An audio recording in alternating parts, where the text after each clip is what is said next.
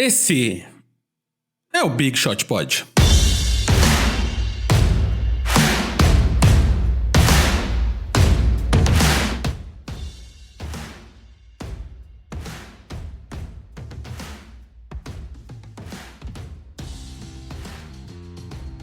Olha quem apareceu, eu mesmo ando sumido aí. MM, pra quem já esqueceu o som da minha voz.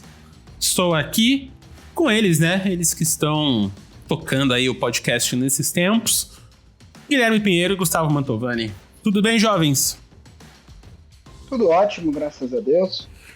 Tudo bem, gostei que tu respeitou a ordem alfabética, né? Guilherme Pinheiro e Gustavo Mantovani. Tudo bem, gente, tudo bem. Foi por isso.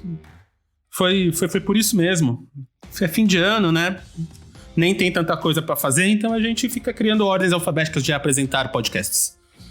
E aí, como é que estão as coisas? Faz tempo que a gente não se fala aqui ao vivo, gravado. Tudo fluindo? Eu e o Vavo, a gente tá se falando direto, né? Porque além do Big Shot Pod semanal, nas 2 últimas semanas a gente fez live lá no Boom Shakalaka, falando da Free Agency. Cobrimos todos os times. Aliás, deu uma audiência bacana, né, Vavo? Eu tava olhando lá depois no canal, foi bacana, né? Foi bacana, deu uma média. A gente fez a live simultaneamente no YouTube e na Twitch pra agregar público. Deu uma média ali tava sempre uma média de 500 pessoas online. De 400 pessoas online, assim, na média, durante o programa. E aí os vídeos, eles ficam hospedados no canal e a galera continua assistindo. Então tem um deles que já tá batendo quase 10 mil views. Pra um tipo de vídeo que não é tão tradicional no canal, achei bem que deu bem certo. Mas não esperem... E bem longo, né? Não esperem que a gente faça isso. Deu 2 horas e meia cada. Não esperem que a gente faça isso toda semana, tá? Mas pode vir a acontecer no futuro. A grande rede Boom Shakapod, Big Shakalaka, não sei ainda o nome da grande rede, está se formando aí. Era inevitável, né? Era inevitável. Só lembrando aí, né? Estamos começando aí a nova temporada. Se vocês quiserem ajudar a gente a formar, a criar esse império basquetezístico Tupiniquim, que é essa grande rede BSB Shakalaka, viu? A gente tem que trabalhar no branding. Caras, assina aí os nossos serviços, como no PicPay, na Aurelo, ou ouve só pela Aurelo que a gente ganha uma grana, ouve também eu não sei se já mudou a parada de monetização lá no YouTube, mas ouve lá no YouTube também, que ajuda nós, ou assina no PicPay, R$15 por mês aí, que aí ajuda a pagar as contas, a criar coisa nova, equipamentos, essas coisas todas que a gente precisa, principalmente os meninos, para assistir os jogos e gravar e transmitir, e fazer tudo isso que vocês gostam de assistir, né, não? Aliás, uma coisa que já cobraram a gente no grupo do Big Shot Pod All Stars é a Liga de Fantasy. A gente vai criar de novo. O ano passado foi divertido, né? O pessoal se dedicou bastante. Infelizmente não tivemos um campeão, porque a temporada foi interrompida em março e aí, depois que voltou, foi anunciado que as ligas não teriam um campeão, porque nem todos os times iam disputar, né? A bolha. Tudo se encaminhava para um playoff que teria eu, o Vavo, o Alberto, que era o melhor time, Alberto Moura, que era o melhor time até então da Liga de Fantasy, eu era o segundo, o Vavo estava em quarto e tinha um outro time agora que eu não estou lembrado quem que era, que eram 4 times que iam para os playoffs, mas enfim, foi legal, a gente vai criar esse ano, tá? Então se você se associar ao Big Shot Pod All Stars, você vai ter a chance de participar da liga nossa. Foi bem divertido ano passado. A gente podia... Eu não sei, tem Survivor de NBA, Val? Você conhece Survivor? Tipo... Não, do que se trata? Fora aquele programa americano? Não, Survivor é um estilo de fantasy sports que é assim, é muito popular no futebol americano. Que você tem a lista de jogos daquela semana.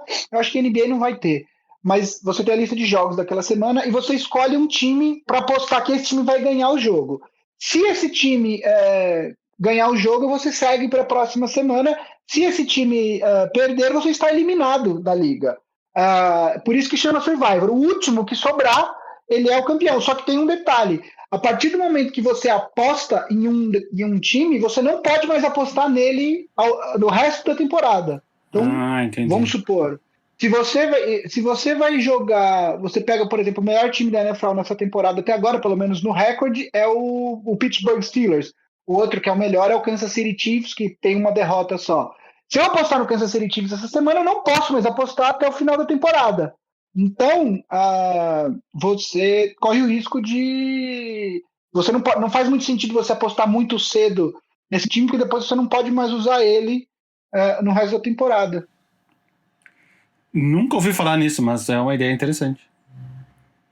Isso aí, vamos descobrir e também vamos para os destaques iniciais.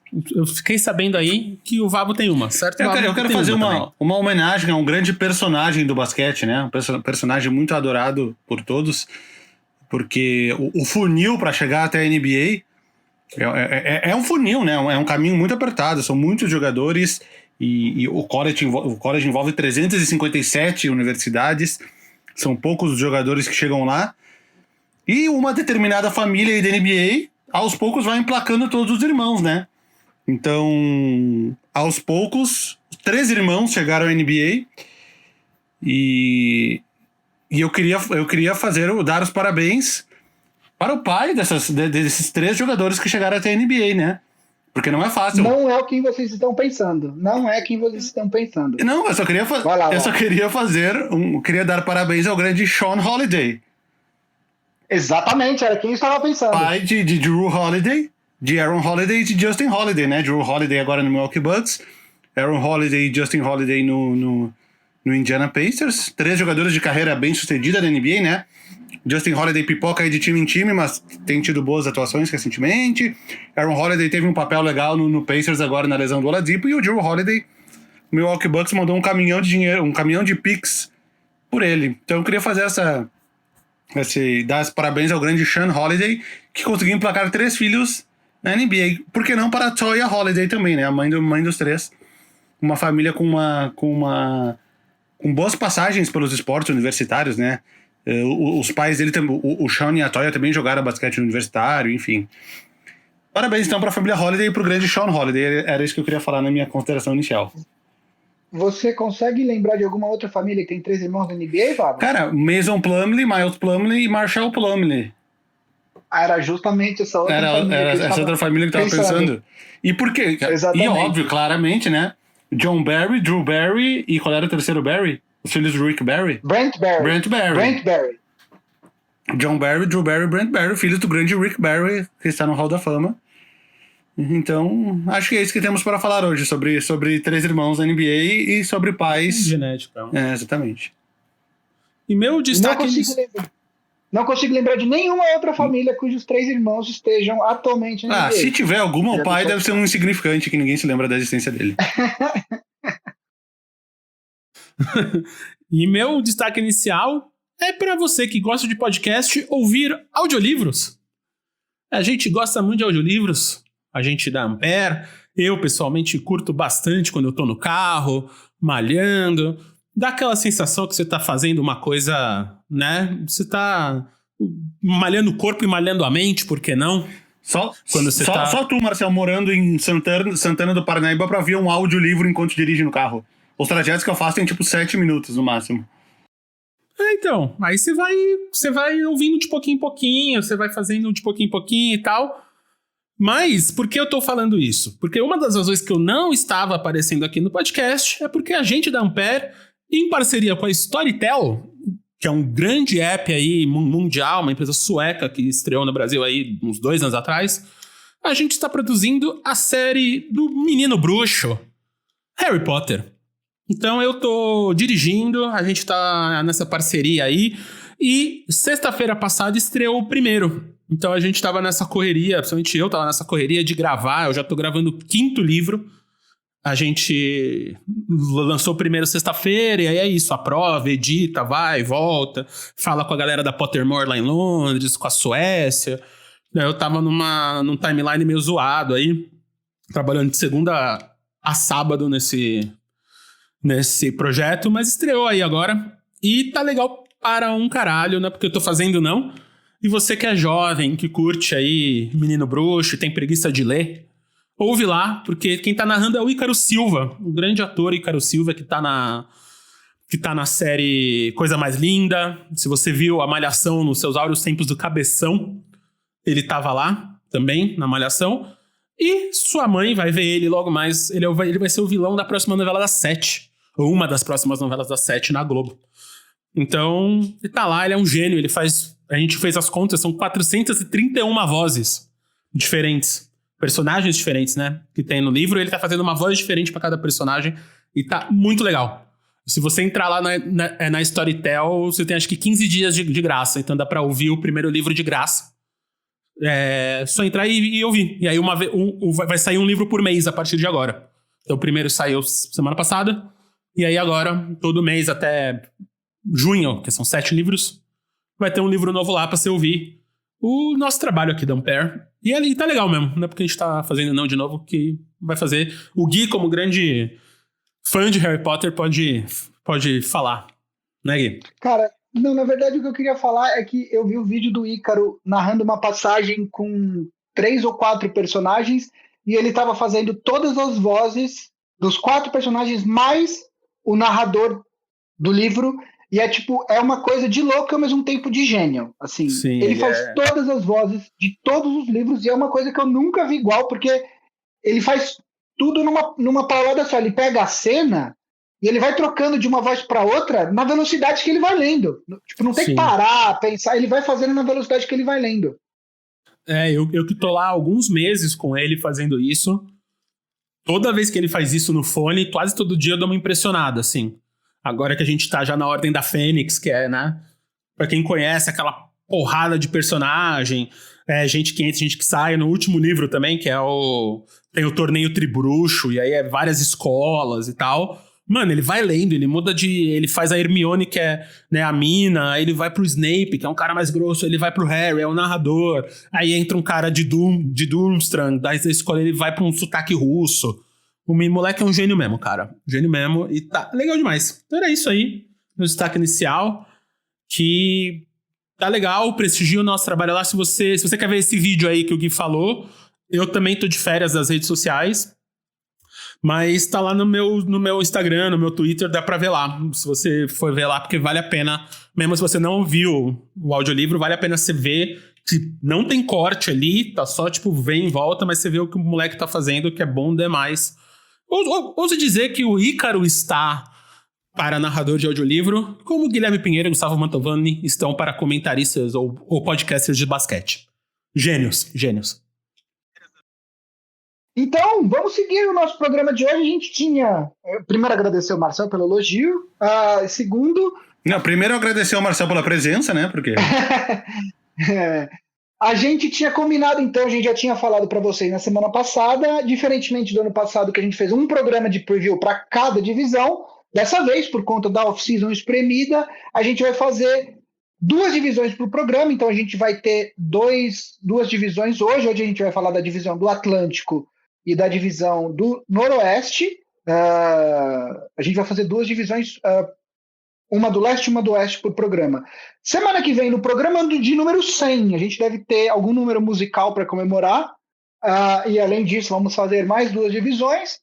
E na outra semana, fazemos as divisões que estão faltando. E aí já é o dia da estreia, inclusive, da temporada. Nós estamos justamente aí então, 14 dias do começo da temporada 2020-2021 da NBA.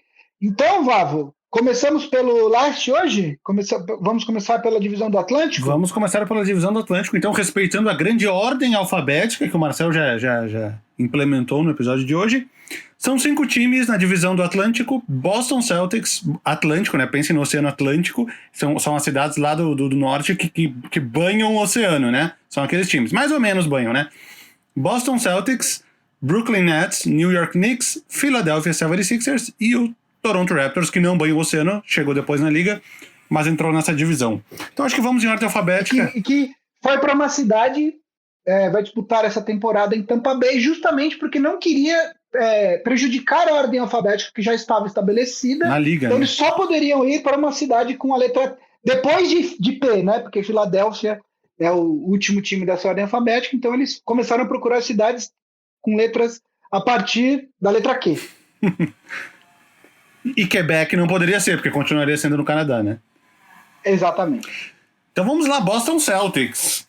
O curioso é que nas lives a gente já falou sobre todos os times, então agora a gente vai falar de novo sobre todos os times. Mas só para fazer mais ou menos como a gente fez ano passado, a gente vai falar então rapidamente sobre cada um dos times da divisão, quem chegou, quem saiu e tal, se melhorou, piorou, e aí depois do final de falar dos 5 times da divisão, a gente vai dar nossa aposta para classificação da divisão e quais times dessa divisão vão para os playoffs, beleza? Beleza. Eu não planejei tudo isso, mas beleza, eu faço tudo na hora, não tem problema. Vamos lá, Boston Celtics. Boston Celtics é um time que mexeu pouco. Continua com seu núcleo de Kemba Walker, armador, que está lesionado no início da temporada. Fez um procedimento no joelho e deve voltar só em janeiro. Mas pro resto da temporada aparentemente está ok.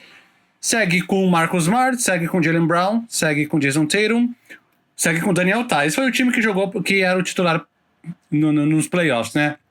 Gordon Hayward saiu, foi para o Charlotte Hornets. Nesse sign and trade eles não ganharam nenhum jogador específico, mas abriram uma trade exception para de repente assinar com algum outro ou outros jogadores. Chegou Tristan Thompson, do Cleveland Cavaliers. Eles draftaram o Aaron Nesmith, um small forward de Vanderbilt, que é um chutador de 3 pontos. Eles seguem com Grant Williams, com Robert Williams, com Semi Ojeleye. Eles pegaram... Quem mais eles pegaram de armadura reserva? O Jeff Teague, que veio do Atlanta Hawks. Ali veio num comeback no Atlanta Hawks não muito bem sucedido. E perderam o Brad Wanamaker, que era o armador reserva. A grosso modo, eles perderam o Gordon Hayward e o Brad Wanamaker e acrescentaram o Tristan Thompson e o Jeff Teague. Seria mais ou menos isso. Poucas mudanças. Um time que chegou às finais de conferência na temporada passada. Podemos dizer que chegou perto das finais da NBA, não sei se poderia dizer isso, mas é um time bem encaminhado para o futuro, né? Além disso, eles assinaram a extensão do Jason Tatum, pelo máximo, que começa a valer a partir da próxima temporada. Então eles têm Jason Tatum garantido aí pelos próximos 5 anos. Boston Celtics é um time que não mudou muito, Gui. Qual é a tua expectativa para o Celtics? Eu acredito que deve acontecer uma coisa meio parecida com o ano passado. Lógico que a Conferência Leste eu acho que está um pouco mais forte nesse ano, principalmente com o Brooklyn Nets agora com seus jogadores recuperados, com as mudanças que aconteceram no Sixers, e a gente vai falar sobre eles logo mais.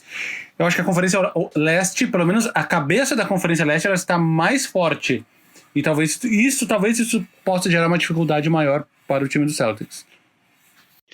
Eu acho que o Celtics é um time que, apesar de ter perdido o Gordon Hayward supostamente apenas em troca de uma trade exception, como a gente falou bastante disso nas lives que a gente fez lá no Boom Shakalaka, eu acho que o time do Celtics sai melhor, eu acho que sai mais redondo, eu acho que faltava um pivô mesmo. O Daniel Theis foi muito bem nos playoffs, mas eu acho que ele não tem condição de dar muito mais do que ele deu nesses últimos playoffs. Ele é um cara que, na rotação junto com o Tristan Thompson, eu acho que ele é bastante útil, né? Mas eu acho que, de fato, o Celtics se reforçou na posição. De resto, eu acho que o time do Celtics com o Gordon Hayward e o Jaylen Brown e o Jason Tatum muitas vezes ficava um pouco quadrado, no sentido de esses 3 jogadores meio que eles gravitam na mesma posição, e aí era difícil de colocar os 3 ao mesmo tempo. Eu acho que o ataque do Celtics não tinha um flow muito tranquilo assim, na distribuição ofensiva. Eu acho que com a presença do Marcus Smart e do titular absoluto com o Tatum e o Brown, eu acho que o ataque do Celtics vai funcionar melhor. E além disso, quer dizer, o Celtics é um time que, além desses rookies que você mencionou, o Celtics draftou na temporada passada o Grant Williams, o Romeo Langford e o Carson Edwards. Esses últimos 2 são armadores, e eu acho que Se por acaso algum desses jogadores de segundo ano demonstrarem uma evolução no jogo, eu acho que o time do Celtics vai estar muito mais forte do que na temporada passada, apesar da perda do Gordon Hayward, que, de novo, nem é uma perda tão grande, porque ele ficou muito tempo machucado. O time do Celtics acabou se ajeitando muito tempo sem a presença do Hayward. Então, eu acho que o time do Celtics, se você fazer uma conta de matemática simples, eu acho que o time do Celtics está um pouco mais forte do que na temporada passada, com o potencial de estar muito mais forte, porque além disso a gente não pode esquecer que Jason Tatum tem 22 anos e o Jaylen Brown tem 24. Quer dizer, eles podem ainda darem saltos significativos de evolução nas respectivas carreiras. Então eu acho que o Celtics está mais forte do que o ano passado. Eu fui falando de cabeça e agora eu abri para pegar os detalhes do time. Eu esqueci de 2 detalhes. Um é que eles também trocaram o Enes Kanter, voltou para Portland, mas ele já vinha sendo pouco usado nos playoffs. Por não sustentar o nível defensivo do time, ele jogava muito pouco, voltou para o Portland Trail Blazers. Foi uma troca que pro Celtics só chegaram... Foi uma troca entre 3 times e pro Celtics só chegou 2 escolhas de segunda rodada. E eles também, tu falou em armadores, eles também draftaram o Peyton Pritchard, que é um armador senior, que jogou 4 anos em Oregon. Tem a mesma idade do Jason Tatum, por exemplo. Tá entrando na NBA agora, olha a diferença. E talvez seja um indício que o Carson Edwards talvez não vá fazer parte do futuro da franquia aí, porque ele talvez brigariam para a terceira vaga de point guard, porque já trouxeram o Jeff Teague, que eu imagino que seja o reserva imediato. Então, só essas 2 coisas que ficaram faltando, esses 2 jogadores. Vamos para o segundo, então, né? Vai ser mais ou menos isso, um pouco menos de 10 minutos de cada time, porque temos 10 times para falar. Vai ter que ser meio esse resuminho que a gente fez agora. Vamos para o próximo time. Brooklyn Nets. Pelo grande critério, ordem alfabética, o mesmo utilizado nas chamadas na escola, Brooklyn Nets. O que aconteceu no Brooklyn Nets? Bom, o mais importante de todas, Kevin Durant está recuperado da lesão no tendão de Aquiles que ele teve lá nas finais de 2019. E este é o grande diferencial para o Brooklyn Nets deixar de ser um time que briga pela 7ª ou 8ª colocação para ser um time que vai brigar pela 1ª, 2ª, 3ª colocação. Kyrie Irving se machucou durante a última temporada, não voltou, é mais um que está de volta. O time tem Caris LeVert, renovou com Joe Harris, 4 anos e 75 milhões, se não me engano, estou sem o número aqui. Segue com Spencer Dinwiddie no banco, segue com DeAndre Jordan, com Jarrett Allen, com Taurean Prince, chegou Landry Shamet em uma troca. Luau Cabarro vinha sendo pouco utilizado, mas ele foi bem na bolha, continua no time. Rodion Kurucs, Bruce Brown veio do Detroit Pistons de uma troca. Jeff Green veio com o mínimo de veterano, fez uma boa temporada pelo Houston Rockets no ano passado, onde ele era o jogador mais alto do time. E eles renovaram também com o Tyler Johnson, que até me surpreendeu, porque eu achei que ele não ia continuar. Talvez o desempenho na bolha dele tenha ajudado um pouquinho. O que esperar do Brooklyn Nets? Eles são realmente candidatos ao título da Conferência Leste?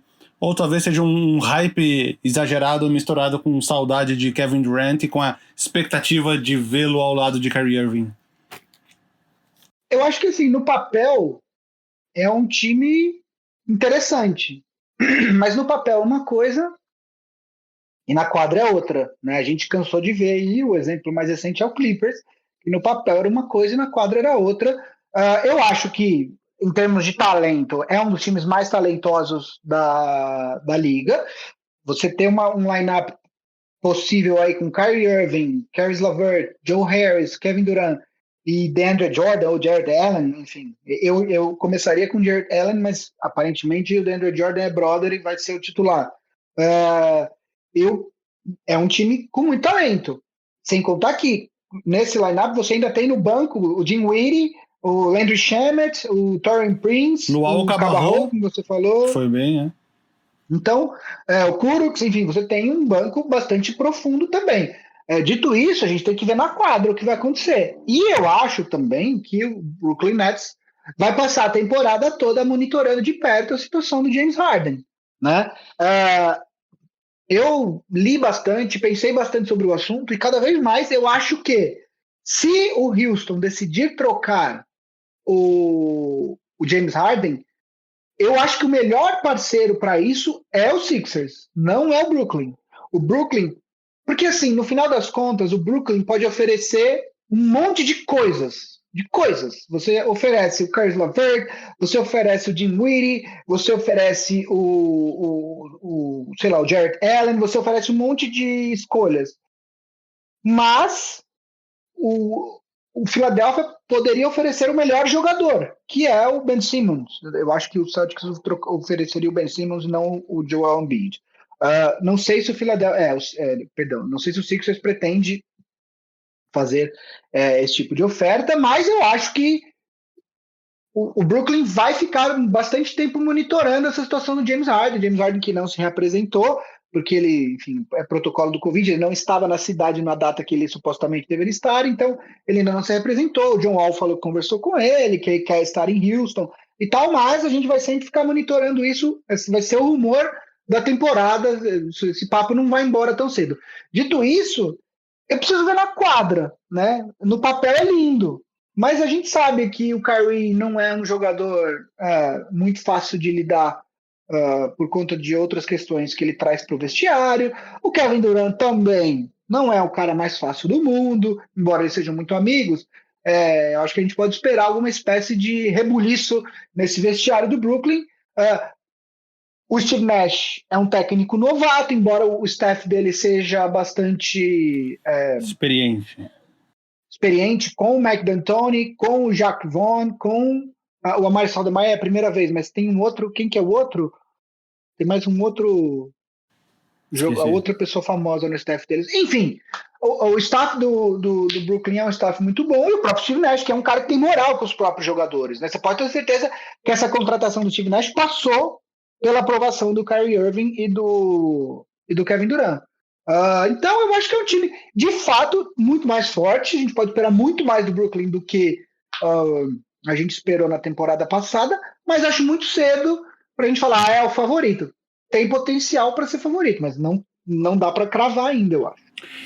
Eu tava pensando numa coisa anteontem, porque o Rockets falou que para entregar o James Harden, ele precisaria de um jogador jovem, ou um jogador para construir a franquia em volta, e mais escolhas de draft. Então, no caso, para o Rockets fazer a troca com o Nets naquele momento, precisaria do Kyrie Irving, e o Nets teria negado incluir o Kyrie Irving na história. Agora vem pro lado do Nets. Tu tem a possibilidade de pegar um James Harden. Tu não daria o Kyrie Irving? Tipo, tu tem a possibilidade de pegar um dos 5 melhores jogadores da NBA dos últimos 7, 8 anos. Em todo ano ele tá lá no top 5. É um cara completamente regular, que não perde jogo, que não se lesiona, que faz 30 pontos por jogo. Tu não incluiria o Kyrie Irving nesse negócio? Eu sei que é porque eu vejo a parte do experimento o Kyrie Irving e Kevin Durant não ter dado certo até agora, e que seria uma troca de impacto gigantesco até psicologicamente nos jogadores. Mas tem a chance de pegar o James Harden. Tu não incluiria o Kyrie se essa fosse a única saída, porque eu acho que o Nets tem alguma esperança que o Rockets venha a aceitar um pacote em torno de outros jogadores. E o Rockets aparentemente não vai aceitar tão cedo. Pelo menos até o final dessa temporada não vai. Tu não incluiria o Kyrie Irving nessa troca? Se fosse uma troca meramente basquetebolística falando? Cara, assim, do ponto de vista, se eu sou o Sean Marks, que é o general manager do Nets, pensando só em basquete, sim. Porém, a gente não pode esquecer que o Kevin Durant só está em Brooklyn porque o Kyrie Irving levou ele para, no sentido, o Kevin Durant, para quem não lembra, quando ele anunciou que ia assinar com o Brooklyn, ele não tinha sequer conversado com o Brooklyn. Ele simplesmente foi para lá porque ele tinha combinado com o Kyrie Irving que eles iam se juntar em algum time, e o Kyrie Irving, que cresceu torcendo na época, New Jersey Nets, foi para lá. Ele só está lá por causa do Kyrie Irving. Então eu acho que pensando apenas em basquete, sim, eu colocaria. Mas eu acho que embora a gente saiba que o Kevin Durant esteja tentando trazer o James Harden para o Brooklyn, ele está tentando trazer o James Harden para Brooklyn com o Kyrie Irving lá, não sem.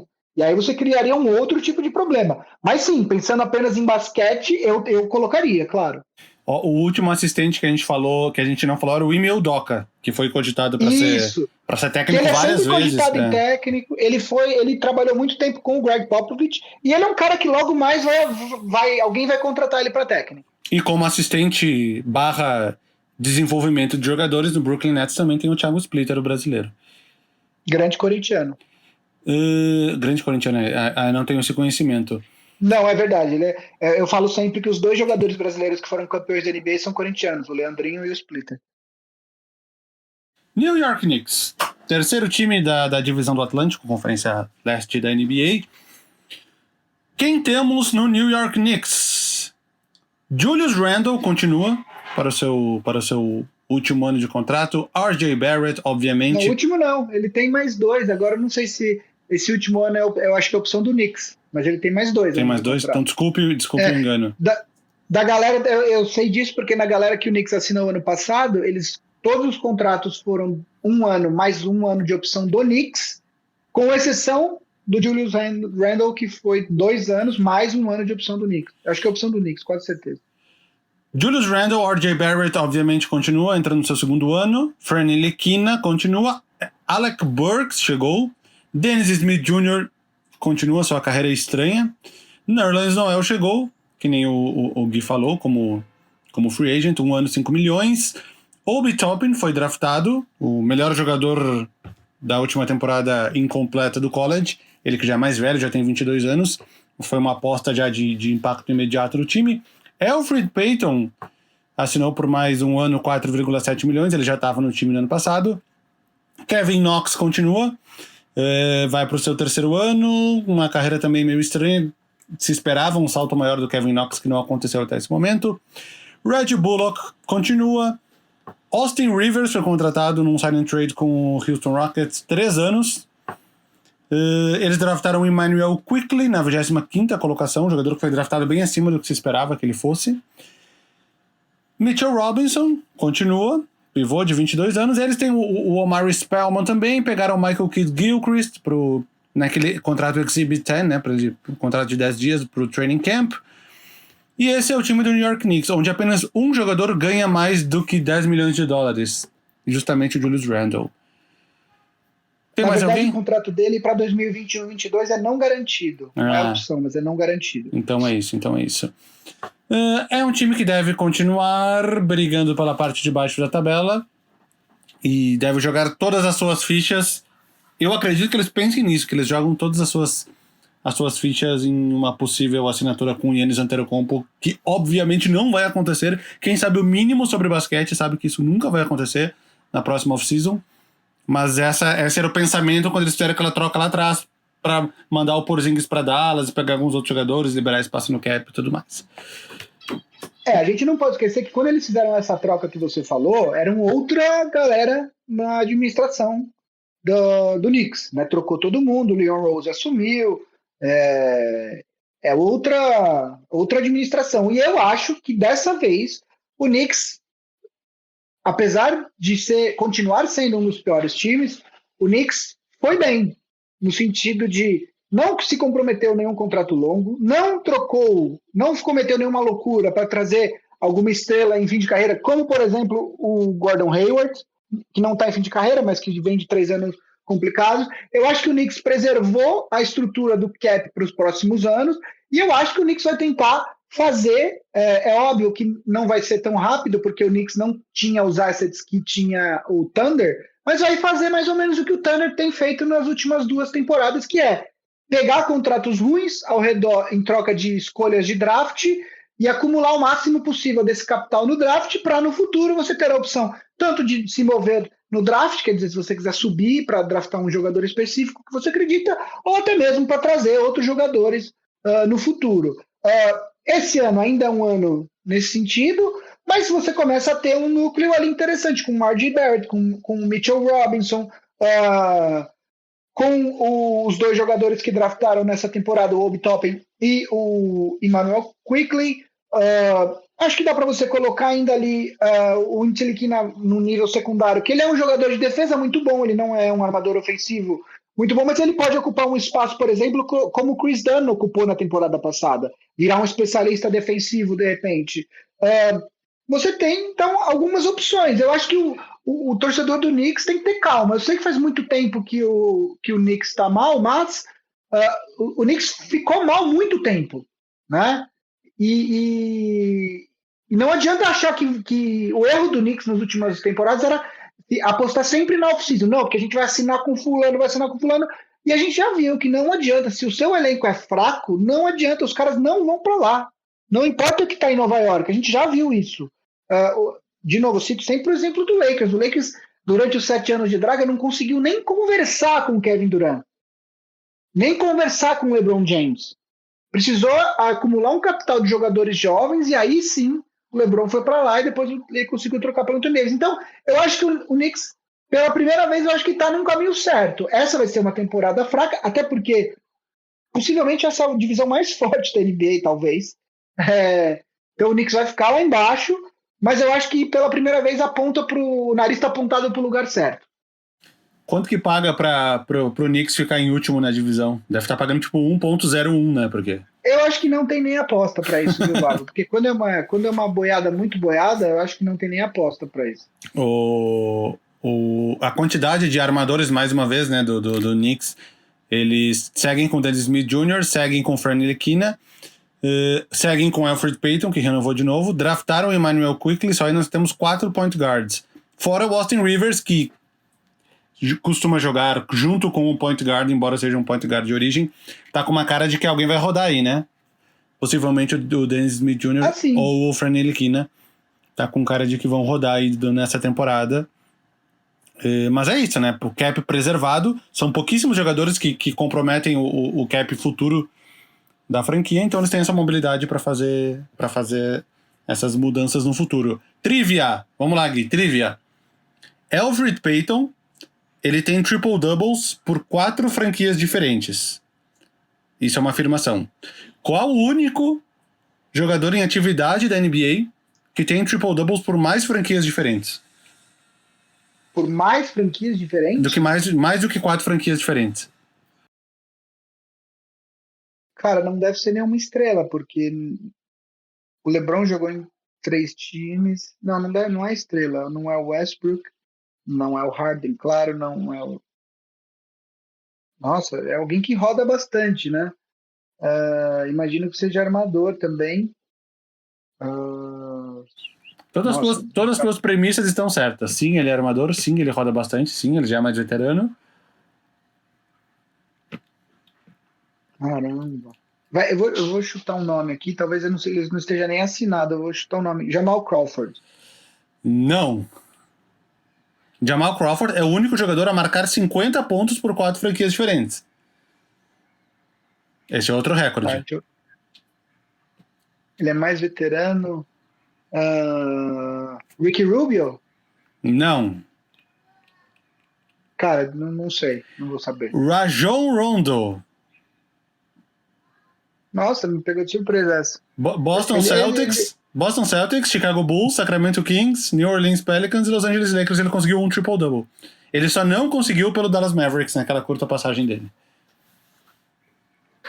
E o Elfrid Payton conseguiu por 4 e o Chris Paul conseguiu por 4 também, porque ele conseguiu nos playoffs pelo Thunder essa temporada. Então ele conseguiu pelo Rockets, pelo Clippers, pelo Hornets e pelo Thunder. Mas só o Rajon Rondo conseguiu em 5. Nada a ver com o assunto. Nada a ver com o assunto do podcast. Philadelphia 76ers. Aí temos um time que talvez seu maior reforço tenha sido no escritório, né? No front office. O Daryl Morey, que assumiu como... não dá para falar que ele é o general manager, ele assumiu como presidente da porra toda, vamos dizer assim, né? General manager continua sendo Elton Brand. O que o Philadelphia fez de diferente? Primeira coisa que eles fizeram, logo que o Daryl Morey chegou, e é muito a cara dele, foi trocar o Josh Richardson pelo Seth Curry. Pegar um dos melhores arremessadores de 3 pontos da NBA, e o Philadelphia, junto com isso, também ganhou uma trade exception. Depois eles assinaram... Vamos falar dos nomes principais, né? Assinaram com o Dwight Howard, uma surpresa, né? Porque o Howard chegou até a dizer que continuaria nos Lakers, mas não era verdade. Logo em seguida, ele anunciou que estaria nos Sixers. Ele até deu uma declaração falando que ele entendeu o que aconteceu, ele achou... Ele falou, ele assumiu o erro, ele achou que o agente dele tinha conversado com o Lakers e eles tinham discutido um framework de contrato, mas o Dwight Howard entendeu que já era o contrato que eles estavam oferecendo e aí o Lakers ainda tinha que tomar mais alguns passos, estava esperando algumas respostas, ele acabou publicando, depois ele apagou e aí ele assinou com o Philadelphia. Tá, e tem uma troca que, por incrível que pareça, não é 100% oficial ainda, né? Não foi anunciada como oficial, está como pending ainda, que é a troca que manda o Al Horford. Foi uma das primeiras coisas que foi anunciada. Que manda o Al Horford pro Thunder e traz o Danny Green e o Terrence Ferguson. Essa troca não é 100% oficial até hoje, incrivelmente. Então o time do Sixers, aparentemente...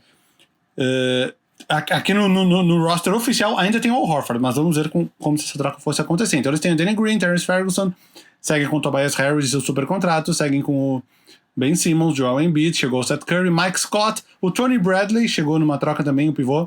Eles mandaram o Zaire Smith pro Pistons e pegaram o Tony Bradley, e o Pistons já dispensou o Zaire Smith.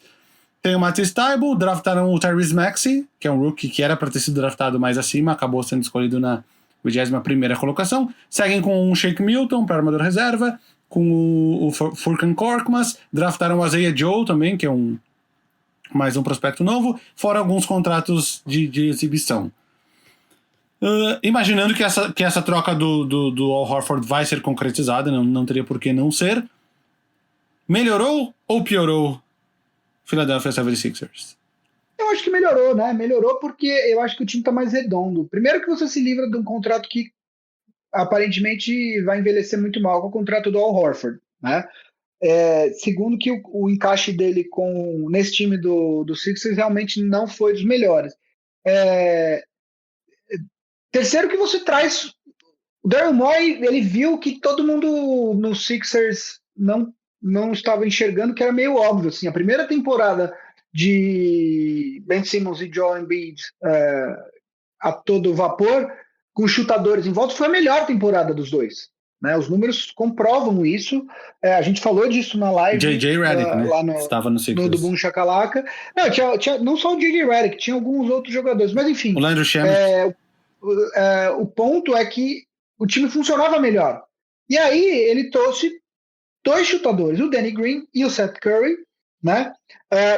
Quando você tem uma possibilidade agora, então, de você ter uma linha com Ben Simmons, você pode ir de Seth Curry, Danny Green, Tobias Harris e Joel Embiid, quer dizer, você tem Danny Green, Seth Curry e Tobias Harris como bons chutadores, ou você pode, de repente, para uma linha mais defensiva, você pode ter, por exemplo, o Danny Green, Matisse Thybulle, que foi muito bem, e tá chutando muito melhor do que se esperava dele quando ele saiu pro draft, Tobias Harris e Joel Embiid.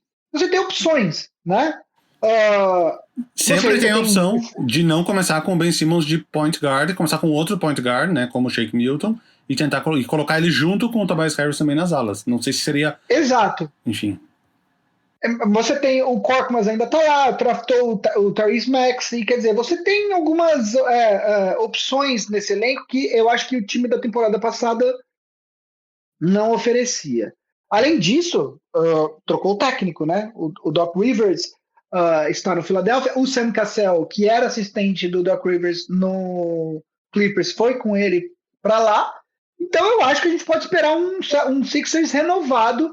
E a gente sabe que eles têm 2 jogadores com potencial altíssimo e que podem sim surpreender. Não espero uma temporada do Sixers ruim como foi a temporada passada. Acho que o Sixers é mais um desses times que chega para brigar na parte de cima. A gente vai falar um pouco depois nas previsões, mas eu acho que o Sixers é um time que a gente tem que ficar de olho. Eu ainda colocaria eles um degrau abaixo ali com certeza um degrau abaixo dos outros, mas é um time que com um novo que tem potencial para subir esse degrau. Com o novo staff, eu acredito que... Não o Steph Curry, o staff. Eu acredito que tem potencial para crescer. É o que a gente falou na live, né? Quer dizer, acho que no leste a gente tem 4 times que estão um degrau acima, que é o Celtics, o Milwaukee, o Miami e, sendo um pouco benevolente, o Brooklyn. Benevolente apenas porque a gente não viu esse time nessa versão jogar junto, mas colocando esse time. E aí tem um segundo degrau que tem outros times, o Raptors, o Sixers, o Pacers, que eu acho que... e desses times que estão nesse segundo degrau, eu enxergo o Sixers como que tem mais potencial para brigar com esses 4 de cima.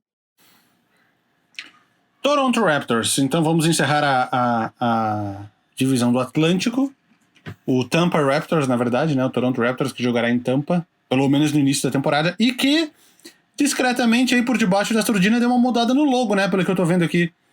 Mudou um pouquinho, uma variação do logo antigo, agora é só a bola ali com a garra no meio, a bola vermelha, e Toronto Raptors em volta. Não tem mais aquela borda que tinha antes.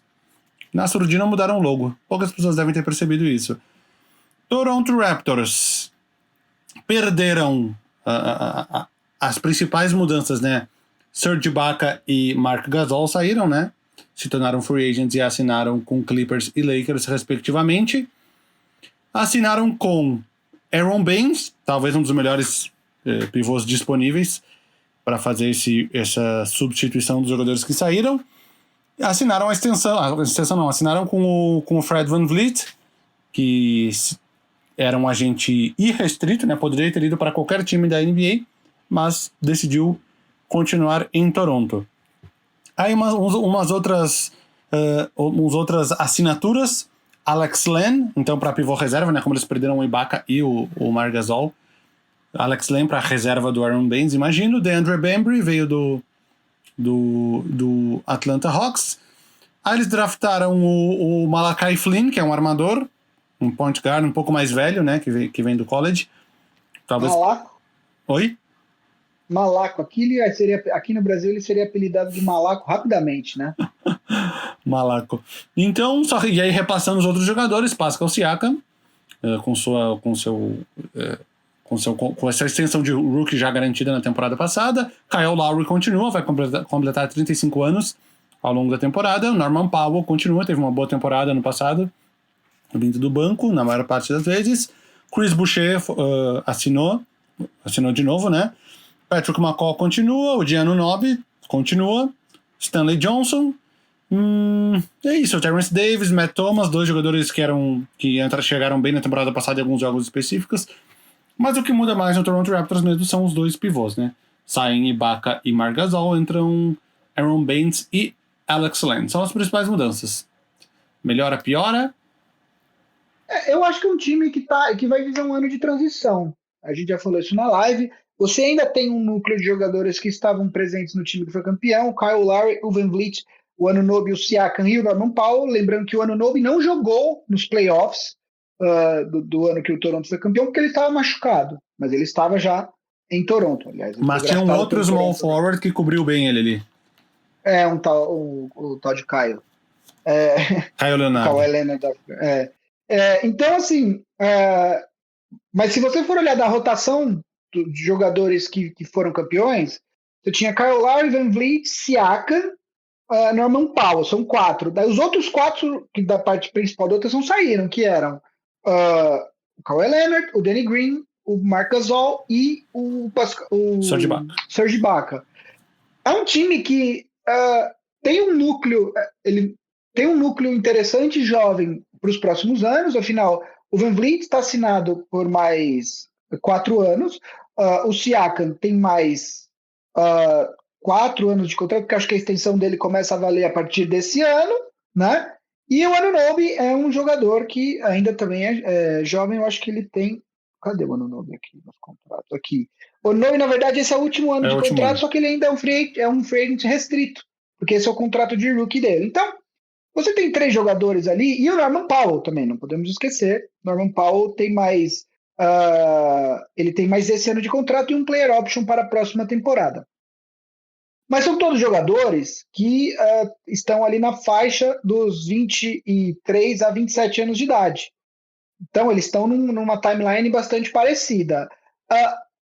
Quem não está nessa timeline é o Kyle Lowry, que é o maior contrato da franquia nesse momento, que, apesar de ser possivelmente o maior jogador da história da franquia, a gente pode, não de talento, mas em termos do que fez pela franquia, ele é um cara que está em último ano de contrato e que possivelmente gostaria de ter mais uma chance de disputar o título, que eu acho que ele não tem neste ano com o Toronto Raptors.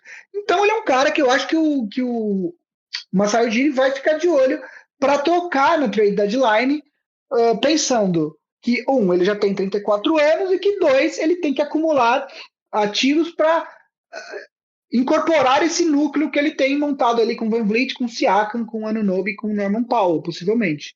Então eu acho que o Kyle Lowry vai acabar sendo trocado nessa temporada. Acho que é um time que ainda é um time bom, mas está um pouco pior do que estava na temporada passada. Ainda tem o melhor técnico da liga, na minha opinião, que é o Nick Nurse, mas eu acho que é um time que esse ano vai passar por um ano de transição entre núcleos, né? Você tem o núcleo que estava aí disputando o título até a temporada passada, com possibilidade de, e agora você vai começar a montar um novo ciclo para tentar disputar o título, de repente, daqui 2 anos. Encerrada a divisão do Atlântico. Então agora é hora de previsões. O que a gente precisa dizer? Quem vai para os playoffs, é isso? Me fala qual que é a ordem que você espera da classificação dos 5 times e quais desses times você espera que estejam nos playoffs. Tá. Para os playoffs, eu acho que vamos 4, menos New York Knicks. Ok, qual foi a última vez que eu me lembro que os 5 times de uma divisão foram para os playoffs foi aquele ano que o Pelicans passou em 8º lá com o Anthony Davis, que foram Spurs, Rockets, Mavericks, Grizzlies mas era uma época que essa divisão estava muito forte da Southwest. Não vai ser esse ano porque os Knicks não vão para os playoffs. Agora, se tiver que botar numa ordem, cara, deixa eu ver. O Brooklyn é uma incógnita. O Raptors vai muito bem na temporada regular. Eu acho que cada pessoa vai chutar diferente. Eu acho que ainda o Knicks vai ser o 5º, o 4º acho que ainda vai ser o Sixers. Terceiro vai ser o Nets, o 2º vai ser o Raptors e o 1º vai ser o Celtics, desses 5. Discordamos basicamente do miolo todo. Eu vou com Boston Celtics, eu vou com Brooklyn Nets, eu vou com Philadelphia, eu vou com Toronto e depois o New York Knicks. Tá, então eu discordo de tu ter falado que a gente discordou de tudo. Na verdade, só pegou o meu Toronto 2º e jogou pra 4º. Foi a única diferença. Não, mas daí o miolo todo, o 2º, 3º, 4º nosso estão diferentes. A gente só concordando no primeiro e no último. Mas a única coisa que a gente discorda é a posição do Toronto Raptors. Sim, mas enfim. Agora, para fazer uma graça aqui, me fala uma coisa, qual que é a melhor contratação da divisão? Qual que você achou? Melhor contratação? Pensando em custo-benefício, né? Tipo, lógico. Pensando que... Porque foi pego de surpresa agora. Melhor contratação... Se vira nos 30, bicho! Difícil. O Celtics trouxe o Jeff Teague e o Tristan Thompson, Nets... Não, Knicks não, Raptors pegou o Aaron Baines. Eu vou dizer que a melhor contratação daqui é o Seth Curry pelo Sixers. Era a minha segunda opção. A minha contratação pelo valor é o Tristan Thompson no Celtics. Pode ser também. Então vamos para a próxima divisão, Noroeste Northwest, que é a divisão mais espaçada, onde os times estão mais longe, acredito, no mapa dos Estados Unidos, que tem Denver Nuggets, Minnesota Timberwolves, Oklahoma City Thunder, Portland Trail Blazers e Utah Jazz. O Portland deveria ser do Pacífico, tu não acha? É que tem muito time no Pacífico, mas enfim, porque eles estão no Pacífico também. Vamos começar em ordem alfabética, então. Denver Nuggets fez boas movimentações, né? Primeiro, a primeira coisa que eles fizeram foi o sign and trade que mandou o Jeremy Grant para o Detroit Pistons. Então eles perderam o Jeremy Grant.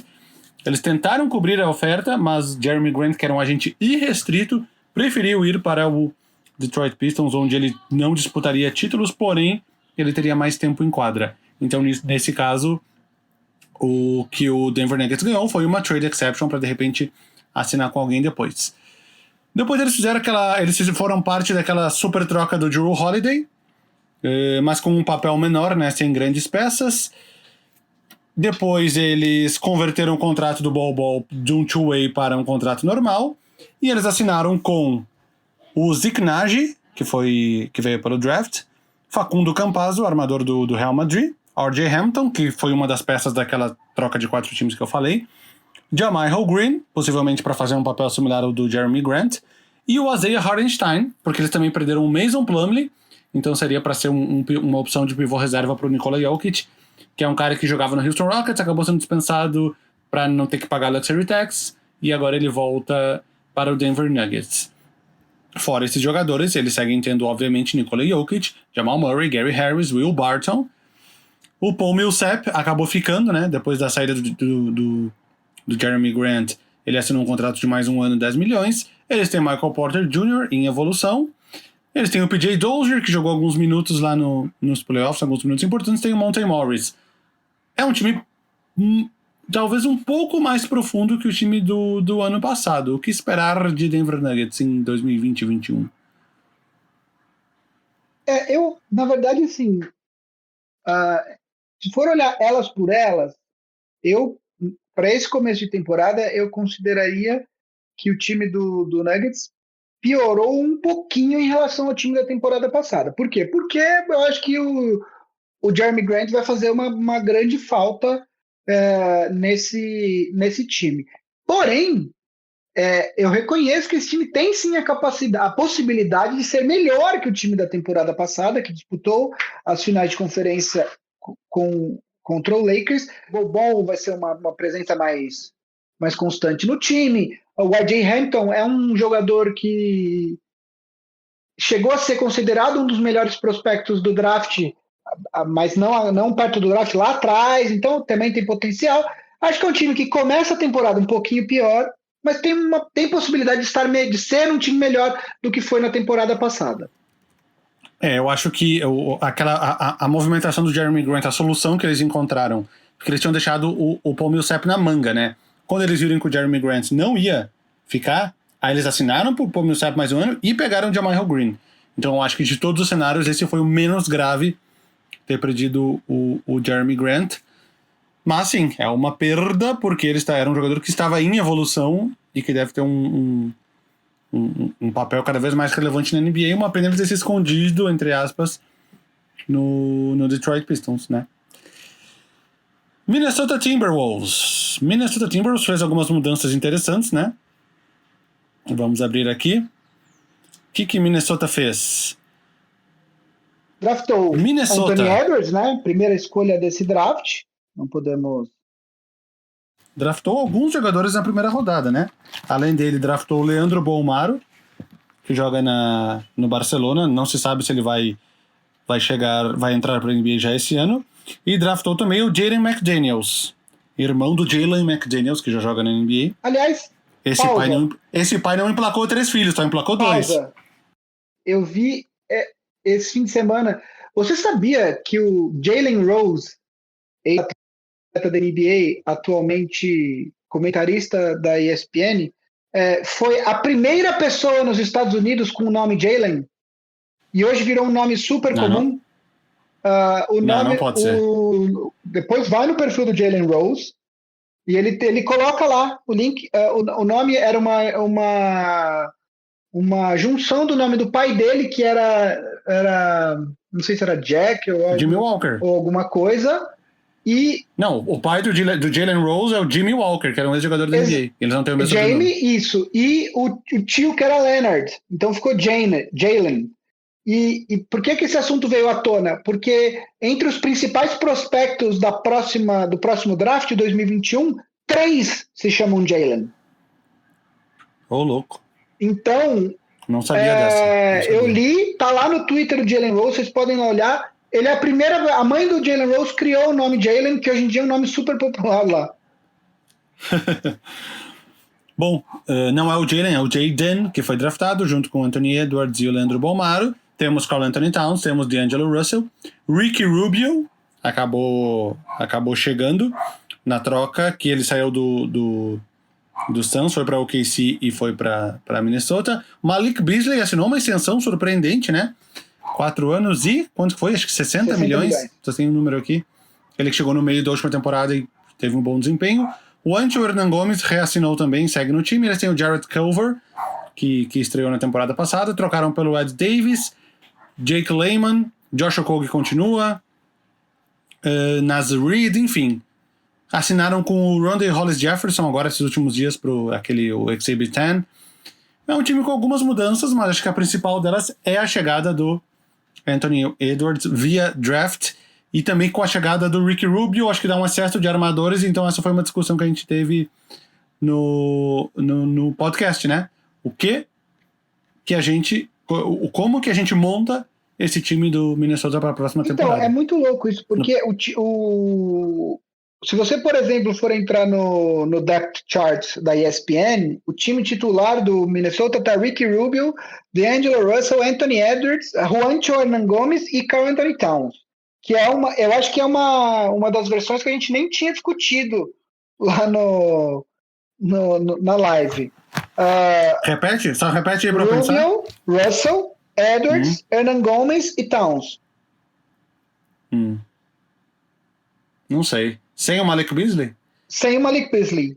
Aí o Malik Beasley e o Cody estão como reservas e o Jared Culver, que foi a 6ª escolha no draft passado.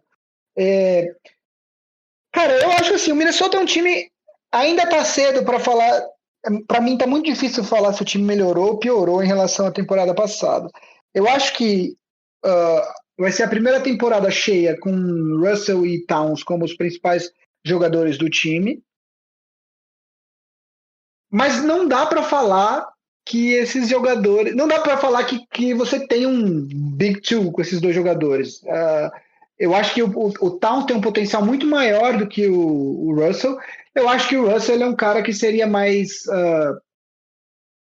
o melhor lugar para ele seria como o 3º jogador de um time, não como o 2º melhor jogador de um time. Entendeu? Então, agora, você tem a primeira escolha do draft, o Anthony Edwards, de novo... Uma coisa que a gente falou na live, o Anthony Edwards é um cara que, quando ele era moleque, ele jogava futebol americano e que ele começou a jogar basquete mais tarde do que a maioria dos jogadores. Então, de certa forma, ele ainda é novo para o esporte, o que significa que talvez ele tenha um potencial que ele ainda nem sonha. E aí, nesse sentido, pode ser que o Minnesota tenha draftado uma joia em estado bruto aí, né? Mas eu acho que ainda é um elenco mais fraco do que os concorrentes no Oeste. Uma coisa que o Vavo falou aqui, e eu concordo, é que eu acho que esse ano o topo do Leste é mais forte do que o topo do Oeste. Mas o Oeste é mais forte como um todo, né? Você tem esse time, por exemplo, do Minnesota na Conferência Leste. Eu acho que seria um dos favoritos para conquistar uma das vagas ali entre 7º e 10º. Já no Oeste, a gente talvez nem cogite esse time para playoff nessa temporada, né? Então, eu acho que ainda é um time que está se posicionando para ter eu acho que não é esse o ano, é o ano que vem que talvez seja o ano que o Minnesota dê esse passo. O Minnesota que tem pressa, que fez essas trocas, trouxe o Russell, que quer se reorganizar logo, porque o relógio do Karl Anthony Towns já está correndo.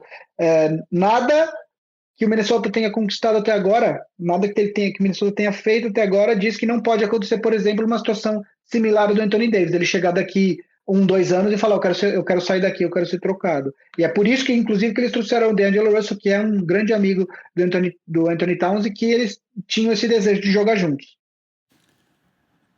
Exatamente.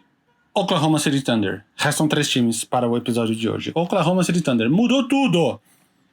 Tudo. Temos o Shai Gilgeous-Alexander e todo mundo é novo no time, praticamente. Não são todos. Tem o Hamidou Diallo, tem o Darius Bazley, que foi draftado ano passado, tem o Mike Muscala, mas o resto do time é praticamente todo novo. O Dort. Vamos lá. Luguentz Dort, exatamente. Também. Quem chegou? Al Horford, supostamente chegou na troca, que mandou o Danny Green e o Terrence Ferguson para os Sixers. Trevor Ariza, neste momento, ainda está em OKC, após ter passado por 4 times diferentes em uma semana. Nesse momento ele está em OKC. George Hill, na troca entre 4 times do Jrue Holiday, nesse momento está em OKC também. Darius Miller, Justin Jackson, TJ Leaf, tudo jogador novo. Entre outros, Frank Jackson, que estava no Pelicans, entre alguns outros nomes menores. Admiral Schofield. É o time que vai ficar em último no Oeste? Tá com cara, né? Cara, não sei, viu? Porque todo ano a gente... Lembra da gente fazendo previsões do Thunder para a temporada passada? A gente também não botava muita fé. A gente não botava que o Chris Paul fosse jogar tudo isso, né?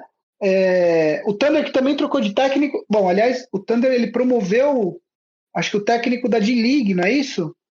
E para ser bem sincero, eu não lembro nem o nome do técnico. Daigneault. Mark Daigneault. Isso. Tipo, é uma mexida típica do Thunder, né? Eles promovem o cara que é da D-League, você não sabe nem o nome dele. Eu acho que, não sei se vai ser o último, eu acho que a gente pode, eu me sinto mais confortável dizendo apenas que esse time de fato não deve ir para os playoffs. O depth chart do OKC na ESPN é Gilgeous-Alexander, Diallo, Dort, Darius Bazley e Al Horford, com George Hill no banco, Justin Jackson, Trevor Ariza e Mike Muscala. Olhando esse depth chart nessa situação, eu vou falar para você que existe uma possibilidade desse time ser de fato o pior time do Oeste. Não garantiria isso, mas existe, né? Agora, a gente sabe o que o OKC está fazendo, tá? O OKC está fazendo o processo do Sixers on crack, assim, tipo, de uma maneira muito mais rápida e muito mais escancarada. Eu via, não lembro agora, mas era algo em torno de 17 escolhas de primeiro round até 2026, se eu não me engano. É evidente que o Thunder não vai fazer todas essas escolhas. Eu acho que muito desse capital acumulado de draft é para trocar para outros atletas no futuro. Agora, tem uma questão, né? Quer dizer,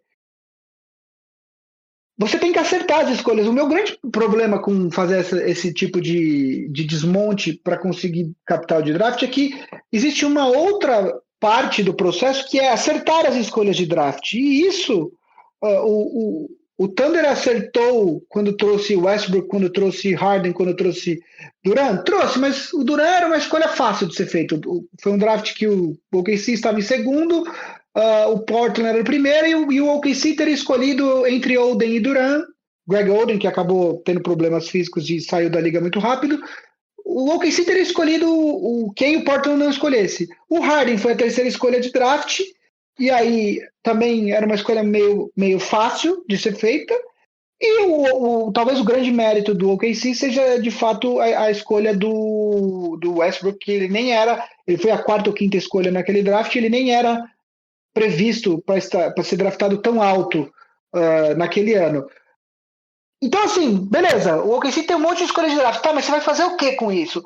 E quanto tempo uma torcida vai esperar para disputar título? Porque o OKC nunca conquistou o título. O título que supostamente a franquia tem é um título quando ainda era Seattle Supersonics, lá atrás, há muito tempo atrás.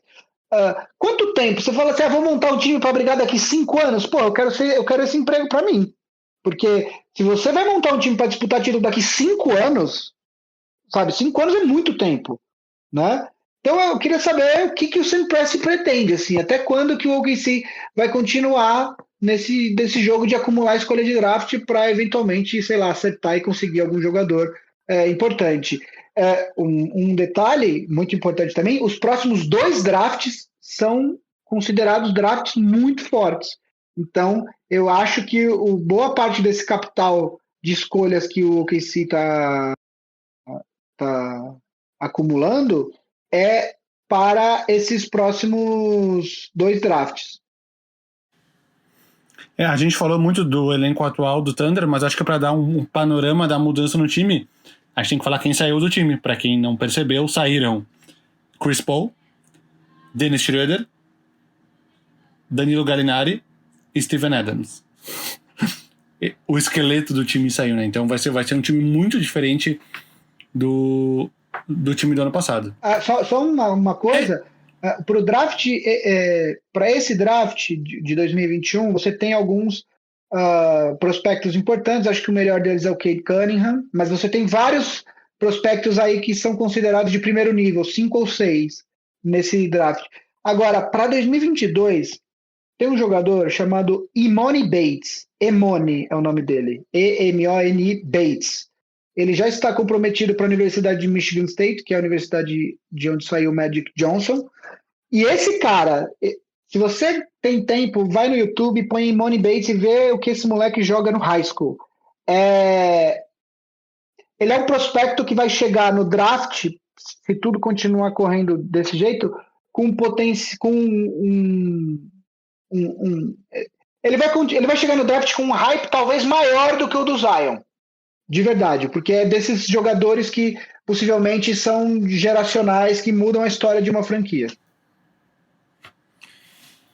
Veremos. Não sabia de sua existência.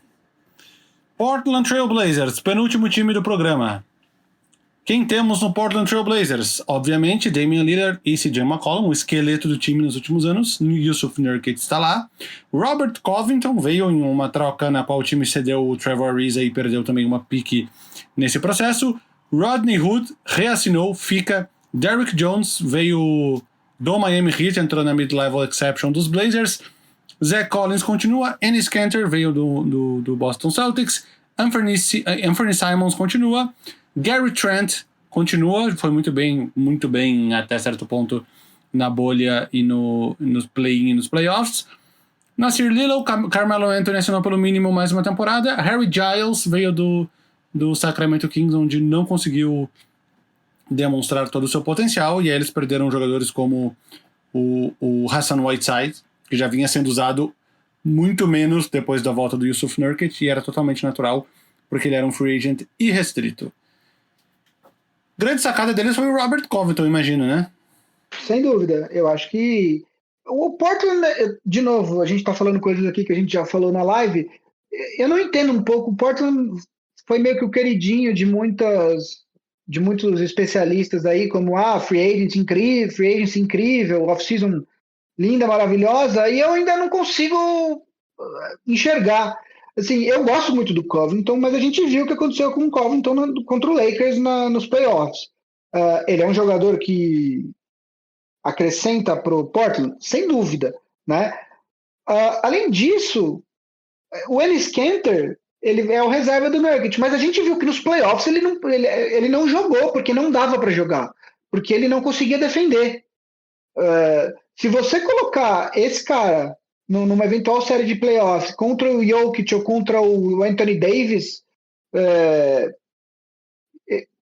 eventualmente o DeMarcus Cousins voltar a um nível próximo do que ele jogou, não dá para colocar, né? Tudo bem, você tem o Nurkic para isso, mas o Kanter não pode jogar minutos importantes em playoffs contra pivôs muito bons. Agora, é um time que, se você for olhar, é um time que tem pelo menos 2 jogadores por posição.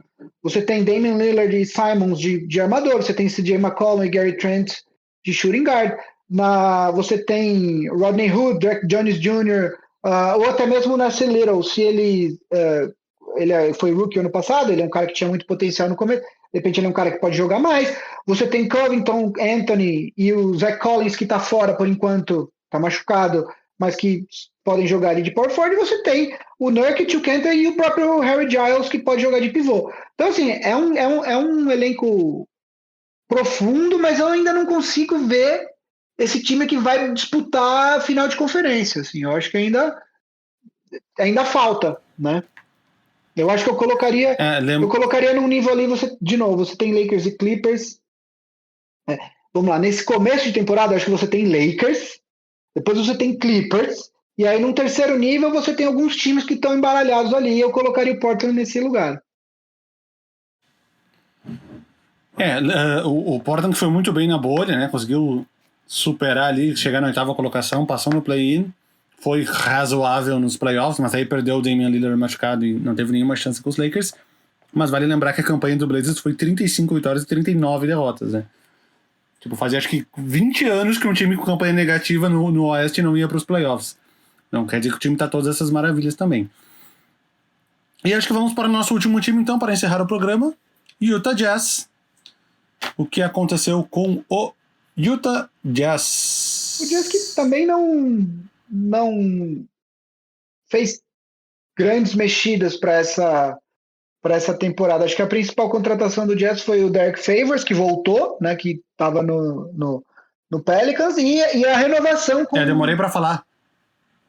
Não, eu ia dizer que eu demorei pra falar porque eu tava abrindo. Agora a gente pode fazer um panorama aqui. Já falei, meu computador fica devagar quando eu tô falando ao vivo. Então... Mike Conley continua, Rudy Gobert continua, último ano de contrato, Bojan Bogdanovic continua, volta de lesão, não jogou na bolha, tinha quebrado o pulso. Jordan Clarkson renovou, veio muito bem no banco na última temporada, renovou por 4 temporadas. Joe Ingles segue no time. Derek Favors, depois de 1 ano fora do Utah Jazz, jogando o último ano do contrato anterior pelo Pelicans, está de volta por mais 3 anos. 3 anos. O Royce O'Neal continua. Donovan Mitchell, obviamente. Draftaram o Doka Azubuike, que é o pivôzão classicão. Tem o George Young. Tem alguns outros jogadores que jogaram um pouco, tipo o Mieoni, Juwan Morgan. Mas o time é basicamente esse. Então, eu acho que as principais mexidas do Utah Jazz para essa off-season foram justamente a volta do Derek Favors. Eu acho que ele oferece uma segurança ali para os minutos que o Rudy Gobert não estiver em quadra. O Rudy Gobert, que inclusive eu acho que é candidato a ser trocado também nessa trade deadline, porque ele era candidato ao Supermax por ter sido jogador de defesa de 2 dos últimos 3 anos, mas não foi oferecida a extensão de Supermax do Gobert, e esse é o último ano de contrato dele. Então, eu acho que pela extensão que deram para o Donovan Mitchell, que é a extensão máxima possível para um jogador novato, no contrato de rookie, claro, eu acho que o Jazz escolheu ao redor de qual jogador ele quer construir. Não significa que eles não queiram manter o Rudy Gobert, significa apenas que eles não vão gastar mais do que eles acham necessário com um pivô, que é um jogador de defesa muito bom, mas a gente sabe que na liga atualmente, você ter muito dinheiro comprometido para um jogador que, de certa forma, limita muito o que o Utah Jazz faz ofensivamente, porque ele não é um arremessador de 3 pontos, ele ainda é um jogador ofensivamente classicão de post, né? Então eu acho que o Jazz já deu mostras de que não vai gastar mais do que o necessário com a posição de pivô. Então eu acho que ele é um candidato a ser trocado, e aí, de certa forma, o Derek Favors é uma espécie de garantia de que você vai ter um pivô no elenco caso apareça alguma oportunidade de troca pelo Rudy Gobert na trade deadline. Mas é um time, de novo, ele está naquele terceiro pelotão do Oeste, embaralhado ali. Acho que o Mike Conley é um jogador que também está no último ano de contrato, não foi tão bem, principalmente no começo da temporada passada. É um contrato de máximo. Você tem aí o Jordan Clarkson retornando, o Bogdanovic, que não jogou, a gente não pode esquecer disso, né? O Bojan Bogdanovic não jogou na bolha por conta de uma lesão que ele teve. E ele vinha da melhor temporada. Estava jogando muito bem, exatamente. Então, ele não jogou. É um time que vem praticamente igual, e eu coloco ali no bolo, nesse terceiro pelotão da Conferência Oeste. Exatamente. É isso, né? O time titular, eles têm pelo menos 8 jogadores bons, né? Porque se a gente imaginar um time titular com Mike Conley, Donovan Mitchell, Bogdanovic, possivelmente o Royce O'Neal e o Rudy Gobert, se for esse o caso, tem Jordan Clarkson, Joe Ingles e Derek Favors vindo do banco. Então é uma rotação de 8 bem confiável. Aí o nono dessa rotação eu acho que já seria um jogador abaixo da média dos outros times, né? Temos duas divisões encerradas. Faltou fazer nossa previsão, quem vai para os playoffs desses e quem não vai. Não, tem uma outra coisa antes. Quero saber quem que é a sua principal aquisição dessa divisão. De novo essa. Putz, essa já não foi. Essa já não deveria ter sido tanta surpresa, vai. Sem o draft, né? Cara, vamos botar a principal aquisição? Acho que porque tem. Não dá para você. Tem trocas, tem free agency. Acho que não dá para limitar só a free agency, né? Acho que dá para você olhar, expandir um pouco mais. Não, se incluir o draft, eu acredito que o Anthony Edwards seja a melhor aquisição desta divisão. Tá, eu vou fazer o seguinte. Eu vou sair pela tangente. Na verdade, hoje, assim, pensando no longo prazo, sim, concordo contigo. Acho que o Anthony Edwards tem potencial para ser a principal aquisição, mas meu voto para esta temporada é Robert Covington. Eu acho que, apesar de eu não entender muito por que o Portland é o queridinho da mídia nessa off-season, eu acho que a principal aquisição que tem potencial para impactar em playoff é o Robert Covington. Eu pensei nele, mas na verdade a chegada dele aconteceu pela saída do Ariza. E trocar o Ariza pelo Covington é tipo trocar 6 por 6,5 Na ou 6 por verdade, 7. eu não acho, porque o Ariza hoje já tem 30 e tantos anos. Eu acho que o Covington ele oferece mais que o Ariza. Eu acho que ele oferece consideravelmente mais que o Ariza hoje. Olha, partindo do princípio de quem torce pro Houston Rockets e viu os dois jogar de perto muitas vezes, a Ariza, cada um com 2 passagens pelo Rockets, sendo muito otimista, trocando 6 por 8, vai. Mas o Ariza saiu do Rockets em que ano? O Ariza saiu depois da temporada 17-18, que foi a de 60 e poucas vitórias, 65 vitórias. Já vai fazer... E foi aí que o time afundou. Mas já vai fazer 2 anos que ele jogou e você pegou ele praticamente no prime dele, nos anos anteriores a 17 e 18, certo? Agora, nesse momento, eu acho que aí o Covington oferece consideravelmente mais que o Ariza para essa temporada. E também a gente tem que pensar do ponto de vista de upgrade. A gente não pode esquecer que o Ariza não jogou a bolha, né? Então, é 6 por meia dúzia naquelas, porque o Ariza não esteve na bolha. Aliás, o Portland, você falou, isso é uma coisa até legal da gente lembrar, que você falou que o Portland foi 35 e 39 e chegou nos playoffs, mas o Portland teve uma temporada absolutamente destruidora do ponto de vista de lesões, né? Possivelmente foi o time que mais sofreu com lesões nessa última temporada e muito por conta disso acabou em condições normais o Portland não terminaria em 8º na temporada regular, poderia terminar ali mais para cima. Esse é o meu ponto. Então agora é a hora de falar quem vai para os playoffs e quem não vai. Denver vai, Minnesota não vai, OKC não vai, Portland, considerando que são 10, eu posso cravar que vai, e Utah vai. A gente vai considerar 10 para playoffs, porque agora a gente tem que anotar isso para não esquecer para os próximos 2 programas, para a gente não falar 12 times nos playoffs, entendeu? A gente tem que saber quantos times a gente já falou que vão. Então Denver vai entre 1 e 6, Utah pra mim tá ali entre o 6º e o 7º, que seria ou vai direto ou pega play-in. Minnesota não vai nem com 10, ou que se não vai nem com 10. E Portland eu acho que vai ter a mesma situação do Utah ali, vai brigar pra final de vaga direta e início de play-in. Qual que é a tua classificação? Esses 5, Denver, Utah, Portland, Minnesota, OKC. Eu vou de Denver, Portland, Utah, Minnesota e OKC, e os 3 primeiros estão nos playoffs. Vou considerar 10 com play-in, tá? Então eu vou considerar Denver, Portland e Utah entre os 10. Eu também, esses 3 estão. Temos um programa? Temos um programa. Marcelo está vivo? Mais ou menos. Nesse final de ano aí, estamos do jeito que dá, né? Estamos aí. É isso, né? Rumo ao programa 100. Ouso dizer que muitas coisas vão acontecer até lá, porque são 7 dias, né? E aí, 7 dias pode acontecer muita coisa em 2020, né? É verdade. É isso, jovens. A gente volta aí semana que vem. Já que a gente está falando de Harry Potter, eu fiquei numa dúvida. Se vocês já sabem que casa vocês são do Harry Potter, eu ando pensando muito nisso, por motivos óbvios. Eu sou completamente impossibilitado de responder essa pergunta, porque eu nunca li nenhum livro, nem assisti nenhum filme do Harry Potter.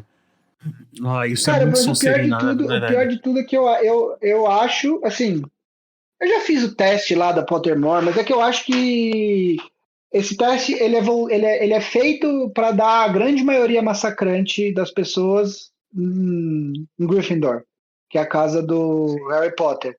Eu escolhi essa também. Eu diria, na verdade, que eu seria ou Slytherin ou Gryffindor. Tipo, eu não sei qual, entendeu? Mas eu tenho uma parada meio dark que é muito total da Sonserina, no caso, em português. Porra. Eu não sabia também, tipo, Vavo, eu nunca tinha parado pra pensar, mas esses meses todos gravando essa parada, chegando à conclusão que eu sou Lufa-Lufa. Você é total Lufa-Lufa, velho. Hufflepuff. Né? Você podia ser o presidente do bagulho. Galera, podia ser o quadro. Eu nessa conversa... exato, você podia ser eu nessa conversa, eu me sinto como o Marcelo escutando a gente gravando podcast. Viu? A gente vai fazer um podcast, de Harry Potter e o Vavo vai ser apresentador. Fala, galera, podcast Harry Potter, volta daqui 1h30. Exatamente, meu universo nos últimos 2 anos tem sido exatamente isso. Ai. Mas é isso, eu fiquei nessa dúvida aqui ouvindo vocês falarem e tal, porque, né, acho que diz muito sobre a pessoa, a casa do Harry Potter que ela escolhe. Inclusive, a que ela não escolhe. É, né, claro, né?